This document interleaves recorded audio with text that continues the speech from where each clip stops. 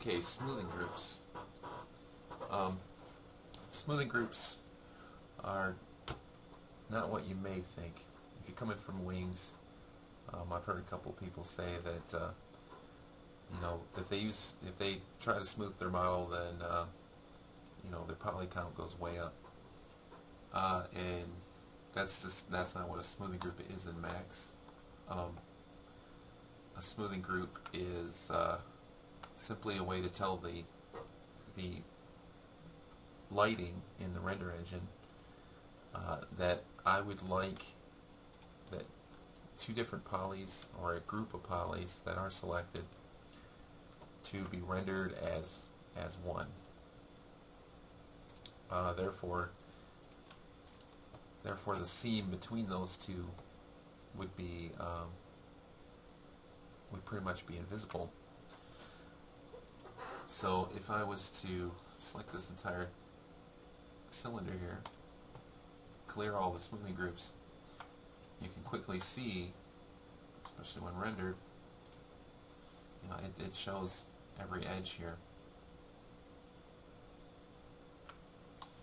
Okay, if I select the entire row or the entire set of polys around the outside of this cylinder, and I put them into a smoothing group together, paying attention to the shadow right here, you should be able to see that it's instantly going to try to smooth across these borders. And put these in a different group here just to make sure. There we go. Alright, and you can see that this cylinder still has issues. It's still pretty shadowy here, and that's because we've exceeded the limit here. You can see down here at the bottom of our smoothing groups that 45 degrees is the maximum that is set for smoothing across these areas. Now if I pump this up here and continue to roll that up, it's just not going to work. It's because 45 degrees is really about the most efficient that you're going to get. So, and the way you can tell that the cylinder isn't really going to work well is that it's 6 sides. And that means there's 60 degrees between each two faces here, and that's 15 degrees higher than our maximum allowed. So go back to cylinder, and I'll create a new cylinder,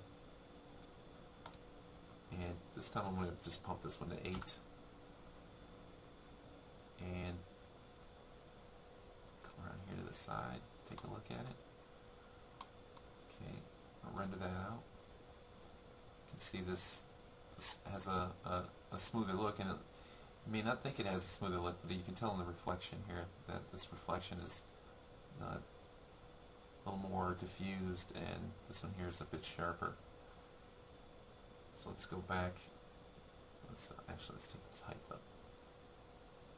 So we're looking at roughly the same shape. Okay, and I'm going to turn this one into a poly as well. And when I'm in the polygon selection is the only time you're going to see smoothing groups. It's only by polys. Okay, so I'm going to select all of the polys around the edge here, and then you can see they're in their own smoothing group. Again, if I clear that, I'm going to get a segmented look.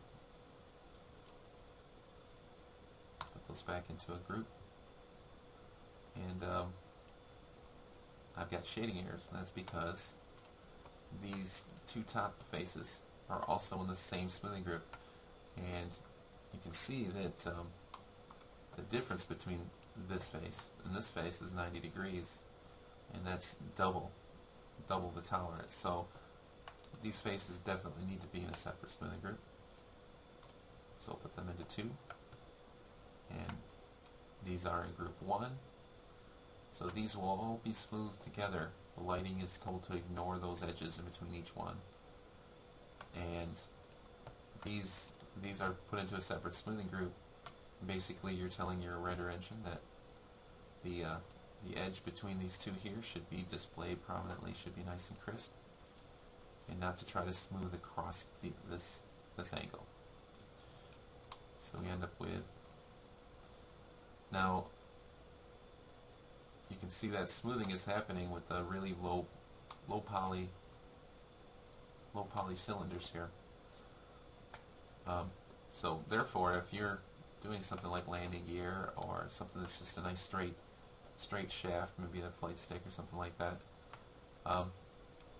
you really only need 8 sides. No one's going to know the difference if you used 8 sides or 520 sides. Only if you're looking straight at the end of one of these cylinders, say like a wheel, would you want more resolution than 8. You definitely would want to pump this up a bit higher. Still wouldn't go over 24 sides. Anything more than 24 sides is just kind of a waste. Cylinders are very expensive, and one way to think about cylinders is, let's pull up a new one here, and I'll add a cap segment. Now you can see that it always puts this extra line in here, so I'm gonna clear this up just for demonstration.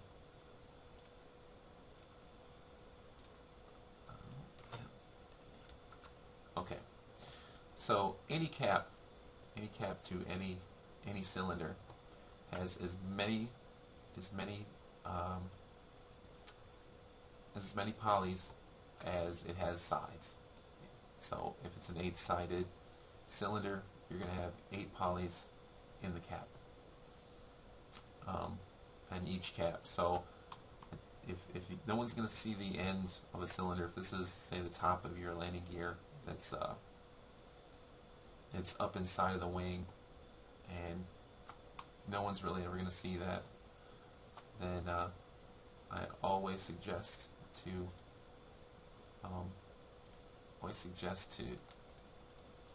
grab that top poly, just delete it right off of there, and you're losing 8 polys right there. Same thing if on the other end, if this isn't going to be seen, delete it, get rid of it.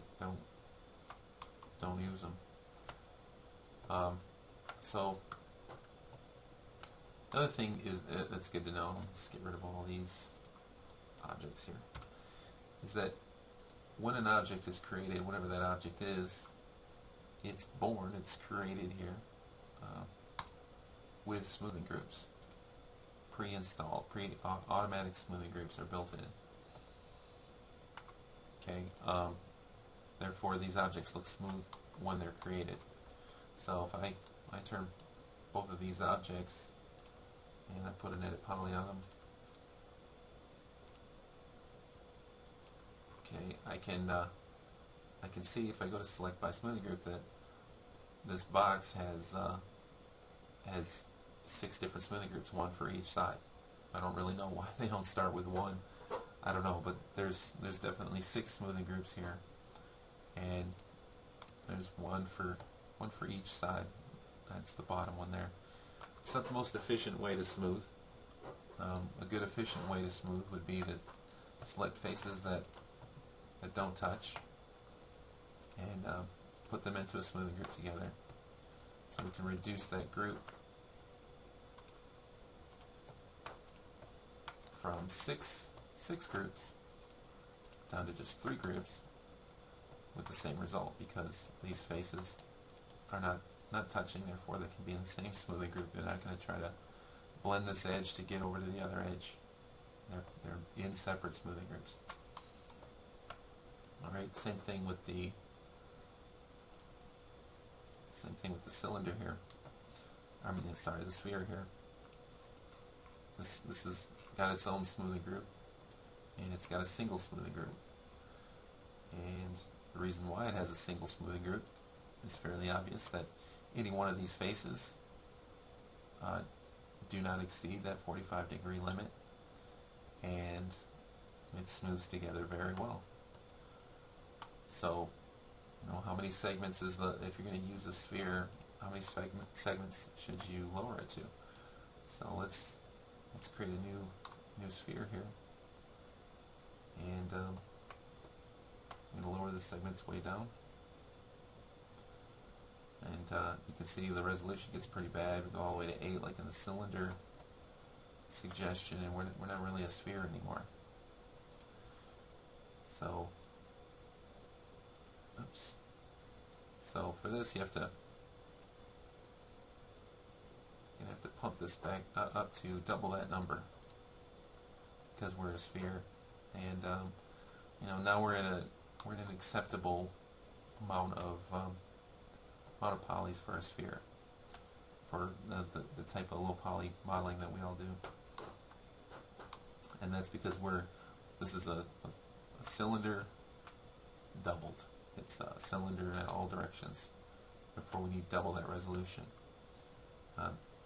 I would definitely not go any higher than 24. Once you get to 24, it's looking much smoother. It's very close to what we got going on here. Many less faces. So keep all that kind of stuff in mind. That's, you know, smoothing is going to allow you to make lower poly objects and end up with a more acceptable result. A good way to see that here is, let's see. You can see that this here is reporting 1046 polys.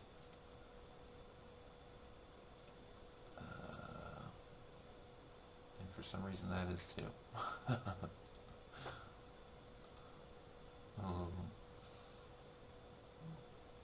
Maybe I am doing something wrong.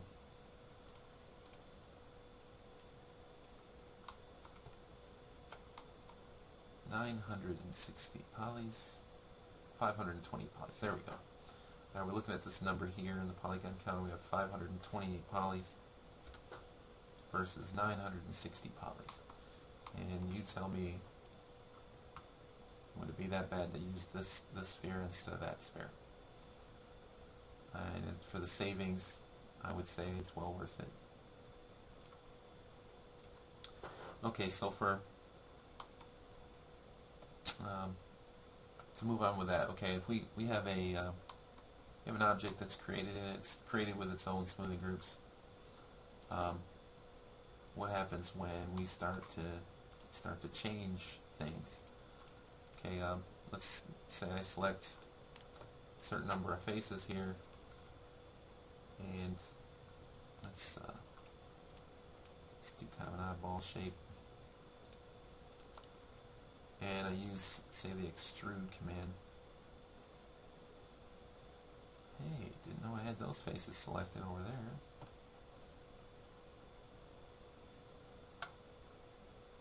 And just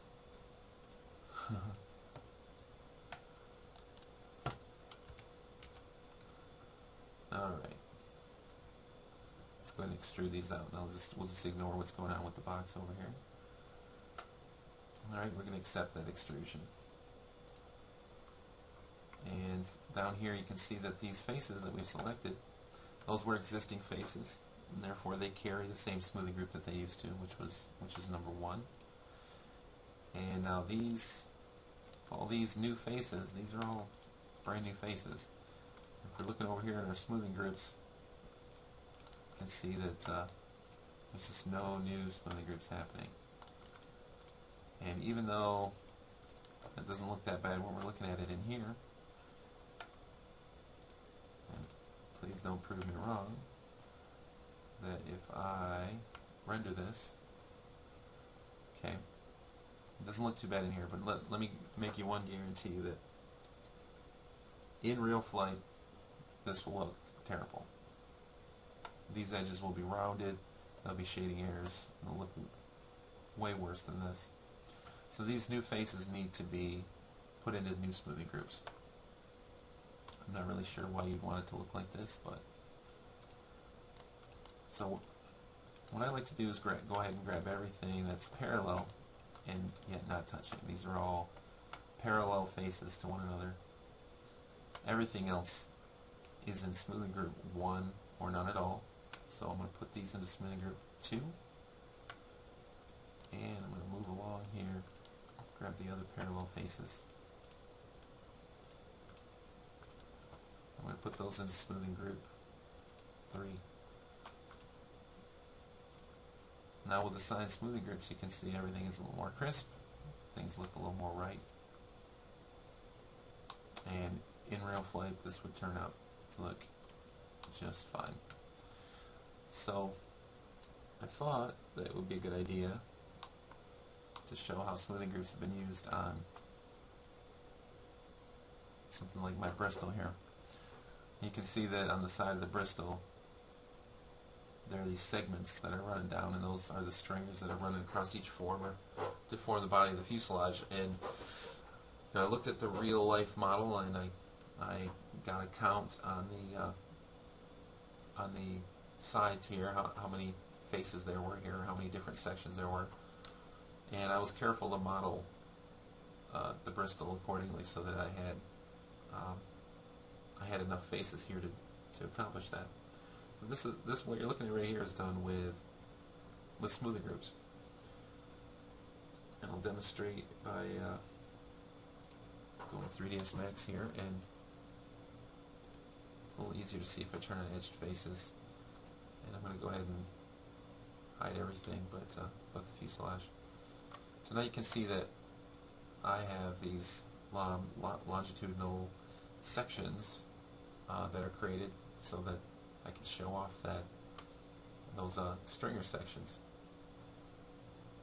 You'll also notice back here on the model that here in the back section it doesn't follow the same smoothing groups. That's because these stringers are ending on this former, this bulkhead right here, and this turns into something more substantial to attach the tail section to. So the easy way to accomplish that was to go around this model and select every other, to select this row here, and then every other row, and to continue around the model and select every other row all the way around, just where I want those stringers to show up. And since they're not touching, those all get put, they're not touching at their ends or any corners or anything like that, they can be put in the same smoothing group. And that's demonstrated by going down, and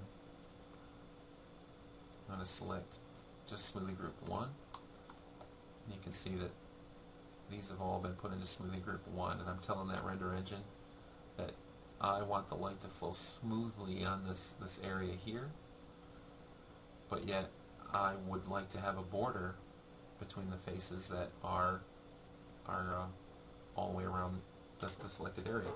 So now if I go to 2, you can see that I've selected the opposite section.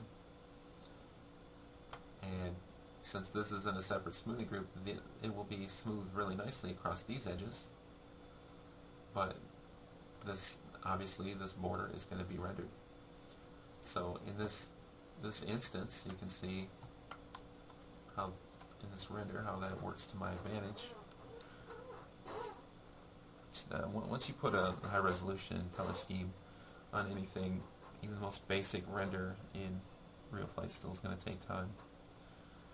Okay, so you can see these stringers are actually working out.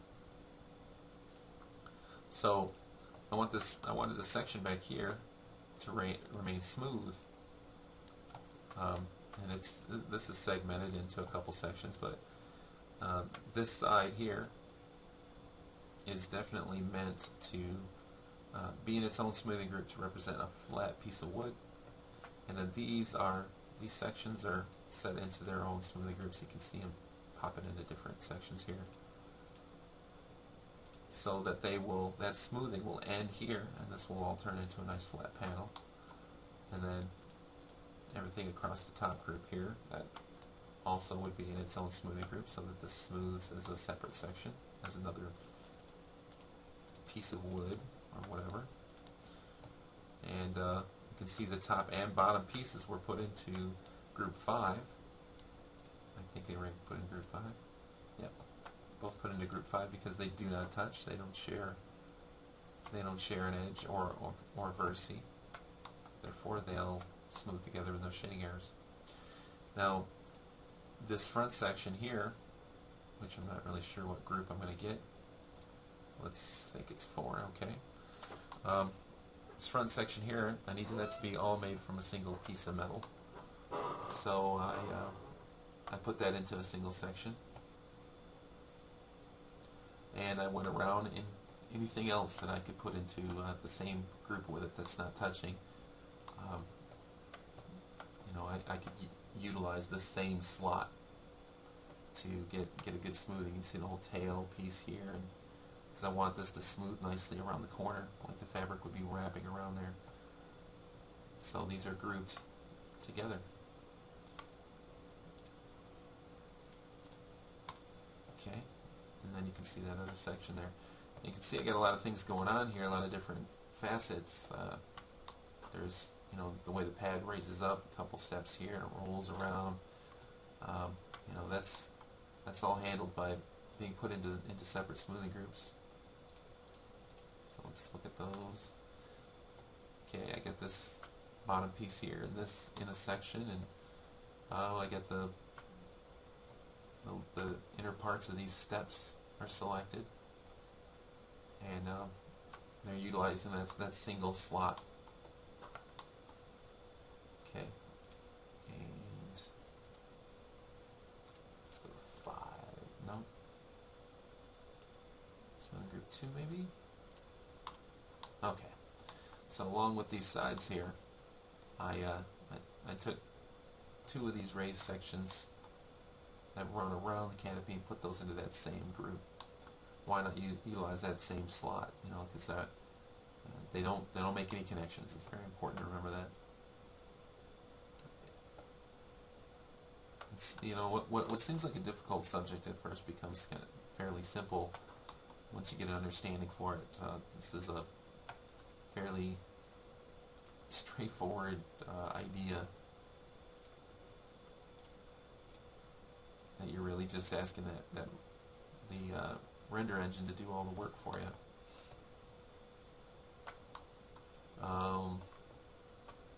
Let's see what I did here. Maybe there's something different to show you on this. Yeah, I've got smoothing group 1. That'd be that guy there. Now I'm just selecting this piece here that doesn't include the rudder. So it's just that piece there and there on opposite sides. They're put into the same smoothing group because, again, they don't touch, so why not use a single slot? And let's look at smoothing group 4. For some reason I jumped all the way to 4. And I put all this into that smoothing group. And then by default, the rest of these are going to be put into their own smoothing group. So okay. I hope that did the trick. It's like 23 minutes on smoothing groups. 24, something like that. If there's any more questions about this subject, then go ahead and leave some comments or PM me or do whatever to get the information that you need. Thanks a lot.